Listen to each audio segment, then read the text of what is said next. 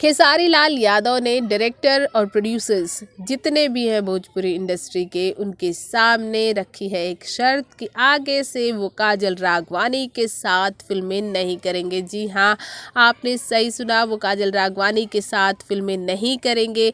अब जितने भी डायरेक्टर या प्रोड्यूसर उन्हें अप्रोच करें, वो काजल राघवानी के साथ फिल्में अप्रोच ना करें, क्योंकि जिस तरह से काजल राघवानी और खेसारी लाल यादव में ब्रेकअप हुआ है, जिस हरकत की वजह से हुआ है, अब काजल राघवानी को खेसारी लाल यादव माफ़ करने के मूड में नहीं है। ऐसा बताया जा रहा है कि जब भी काजल और खेसारी में झगड़ा हुआ है, हर बार खेसारी ने काजल को मनाया है और काजल को वापस अपने खेमे में लाया है, लेकिन इस बार वो इस मूड में बिल्कुल भी नहीं है और उन्होंने पूरी तरह से कर दिया है काजल राघवानी को टाटा बाय बाय।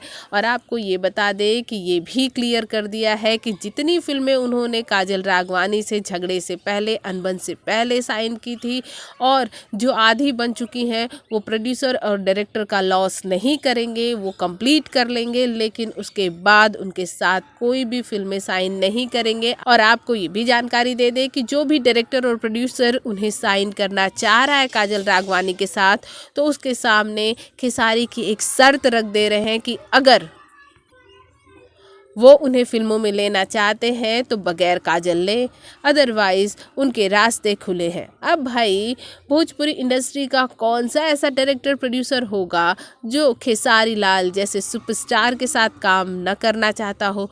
वो रिप्लेसमेंट तो हीरोइनों की कर ही देगा। और आपको एक बात और बता दें कि काजल ने जब से प्रदीप पांडे चिंटू का दामन थामा है, ये बात खेसारी को बहुत हर्ट कर गई, क्योंकि प्रदीप पांडे चिंटू खेसारी के उन दुश्मनों में से है जिन्हें खेसारी फूटी आंख देखना पसंद नहीं करते। और इन दोनों की दुश्मनी के चर्चे, प्रदीप पांडे चिंटू और खेसारी के दुश्मनी के चर्चे तो आम है भोजपुरी इंडस्ट्री में। आप क्या सोचते हैं खेसारी के इस कदम पे? हमारे कमेंट बॉक्स में कमेंट करके ज़रूर बताएं। साथ ही साथ अपने फेवरेट चैनल को सब्सक्राइब करना बिल्कुल ना भूलिए।